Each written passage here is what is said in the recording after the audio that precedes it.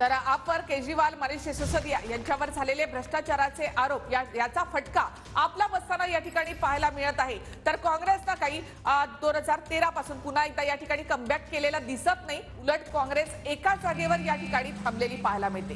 पण जनतेचा हाच कौल आणि हाच ट्रेंड मतमोजणीत जर कायम राहिला तर आपमध्ये कदाचित नेतृत्व बदलाचे वारे सुद्धा वाहण्याची शक्यता नाकारता येत नाही। मोठा परिणाम या निकालाचा आपच्या नेतृत्वावर, पक्ष बांधणीवर आणि पक्षातल्या नेतृत्वावर सुद्धा होऊ शकतो।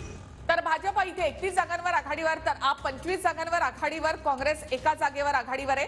चांदणी चौक या मतदारसंघात भाजप आघाडीवर आहे। 70 पैकी 57 जागांचे कौल हाती दिसत आहेत। चांदणी चौक या मतदारसंघात भाजप उमेदवार हे सध्या आघाडीवर आहेत। भाजपने 31 जागांवर सध्या आघाडी घेतली। तर भाजप 31 आणि आप 25 जागांवर आघाडीवर, काँग्रेस एका जागेवर या ठिकाणी आघाडीवर आहे। भाजपने आपली आघाडी कायम ठेवली आहे। 6 जागा दूर आहे आप भाजपपासून, मात्र सत्ता स्थापनेपासून भाजप देखील 5 जागा दूर आहे। आतापर्यंतच्या कालानुसार मागच्या तुलनेत भाजपला 24 जागांचा फायदा होताना पाहायला मिळत आहे। भाजपसाठी ही दिल्ली विधानसभा निवडणूक अतिशय महत्त्वाची ठरण्याची शक्यता आहे, कारण 27 वर्षांनंतर सत्तेचा वनवास संपण्याची शक्यता आहे। भाजपचा 31 जागांवर भाजपचे उमेदवार आघाडीवर आहे। बहुमतासाठी फक्त 5 जागा आता भाजपला हव्या आहेत। त्यानंतर दिल्लीत सत्ता स्थापनेचा दावा भाजप करू शकते। कौल हाती येत आहेत, आकडे आणखी काहीशे मागे पुढे होऊ शकतात।